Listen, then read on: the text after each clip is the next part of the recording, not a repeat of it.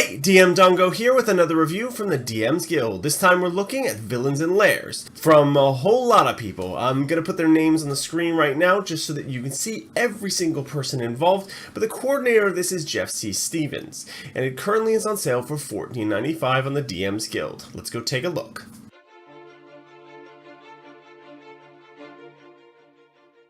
Right, so what is Villains and Lairs? It's a massive supplement detailing some of the vilest scum your party will likely ever come up against.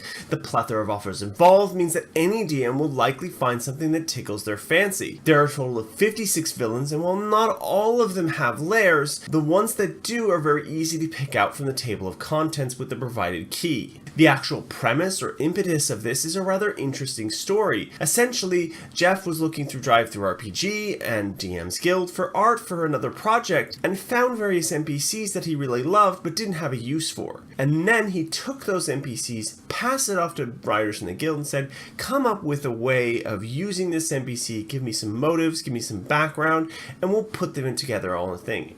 And what we got was the 217 pages of Villains and Lairs. So, the first thing you might notice is that the first 6 villains are gathered together in a bounty section, which gives a great way of implementing them into an existing campaign with minimal effort. In the bounties, you have such notable villains as Grugnot Gubbernose, who is responsible for mistreating Nexel's dairy cattle. Moving right along, you have Tana Erie, who is responsible for providing dark magic services to criminal groups.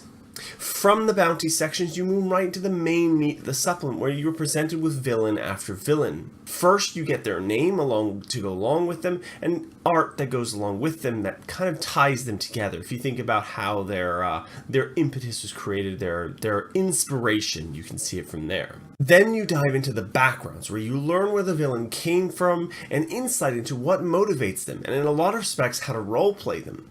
We then move into their current motives, which detail their short-term goals and how the players could encounter them in the world. And this is like what they are doing on a day-to-day basis, but you don't have to use any of these as villains, and details for how to use them as informants or quest givers or of course, as villains. Then we move on to long-term motives. Think of this as the villain's big plans. They might be thinking about world domination, or maybe they're simply looking for to reunite with a long-lost love. This is where you can see what truly motivates this character, and not just simply what they are doing as a routine. Some villains have flaws that can be exploited by clever players, or can be used as a great role-playing opportunity for the DM. Either way, they are a gold mine and should be leveraged in any game you run them in. Next are the stat blocks. If the villain isn't one already available in any of the official books, because some of them use things like the Bard or Illusionist from either the Monster Manual or from some of the other later editions, Volo's Guides to Monsters, for instance.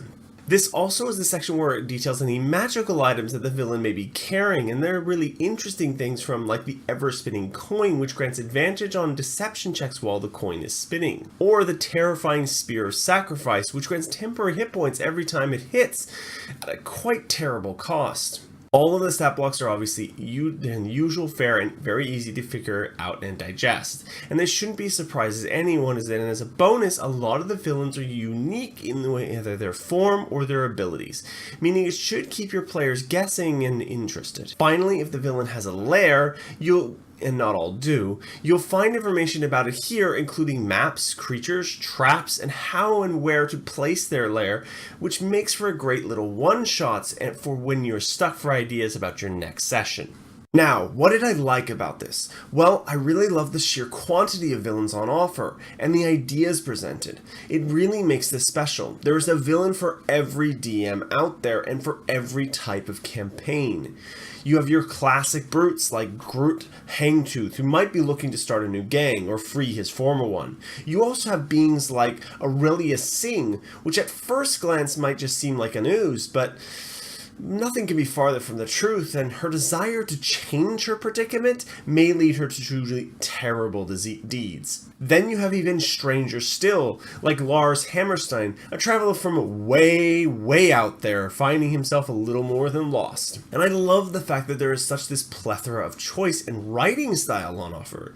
It gives a nice feel and keeps things from being boring or stale, upgrading villain after villain, when each of them brings something unique to the table. I love the inclusion of Lairs and feel like each of these could have been released on their own or as a collection of like small little one-shots. The formatting is easy to follow, which makes integrating these villains a breeze.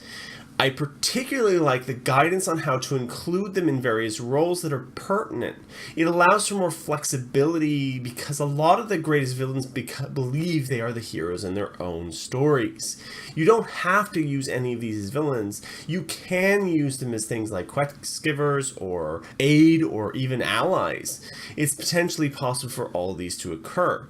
It's useful to think of them as villains because they tend to have goals that are not exactly aligned with the party's main thrust. I also love the inclusion of things like the magical items. While some of them are minor, like the ever-spinning coin, like I mentioned earlier, others are more interesting and powerful, but I can't stress this enough, makes sense for the villains wielding them and provide great rewards for players brave enough to take them on.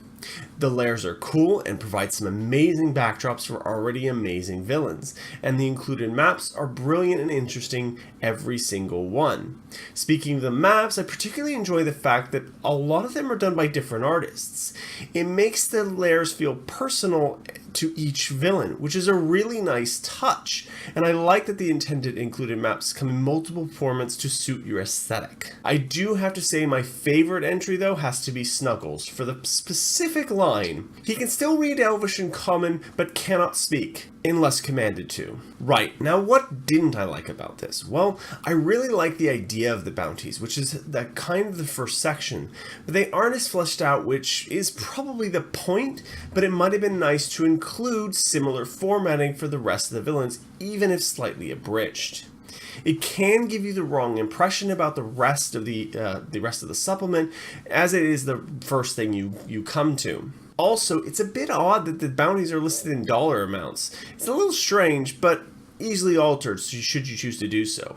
Speaking of that bounty picture, I would have liked to see it as a separate file, just so it's easier to give as a handout to players. As for the main section of Villains and Lairs, I really don't have much to say that would improve what's being offered here. The only thing I might suggest is PDF navigation to move from villain to villain, if you happen to accidentally close it like I did a couple of times, especially in an offering this large. My final thoughts.